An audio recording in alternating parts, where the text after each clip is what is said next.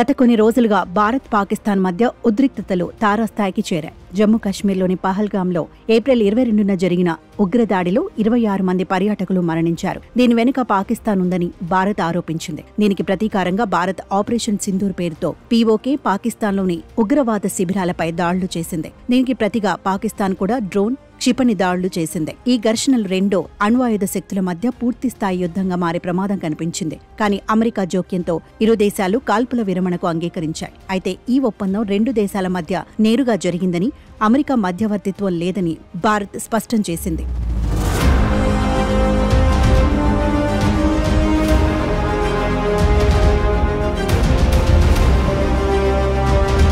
భారత్ తన స్పష్టమైన వైఖరిని వెల్లడించింది.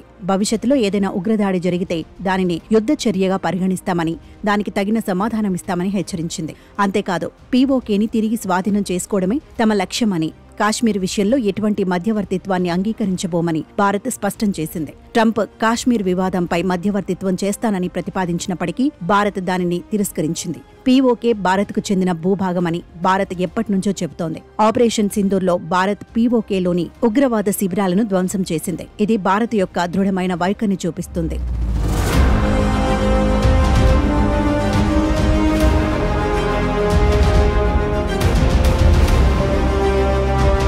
ఇలాంటి సమయంలో ప్రధాని మోదీ కూడా కీలక వ్యాఖ్యలు చేశారు. పాక్ ఆక్రమిత కాశ్మీర్ తిరిగి రావడమనే ఒకే ఒక్క విషయం మిగిలి ఉందని తేల్చి చెప్పారు. పీఓకేను, ఉగ్రవాదులను భారత్కు అప్పగించాలని, ఇది తప్ప ఆ దేశంతో మాట్లాడటానికి ఏమీ లేదని, ఈ విషయంలో మరో దేశం జోక్యం అవసరం లేదని స్పష్టం చేశారు. ప్రస్తుతానికి కాల్పుల విరమణ ఒప్పందం కొనసాగుతోంది. కానీ రెండు దేశాలు ఒకదానిపై ఒకటి ఉల్లంఘన ఆరోపణలు చేసుకున్నాయి. పీఓకేని భారత్ స్వాధీనం చేసుకోవాలంటే దీర్ఘకాలిక రాజకీయ, సైనిక, దౌత్యపరమైన చర్చలు అవసరం. పాకిస్తాన్ దీనికి అంగీకరించే అవకాశం లేదు. ఎందుకంటే అది వారి రాజకీయ, వ్యూహాత్మక ప్రయోజనాలకు వ్యతిరేకం. అయితే భారత్ తన లక్ష్యం నుంచి వెనక్కి తగ్గే సూచనలు కూడా లేవు.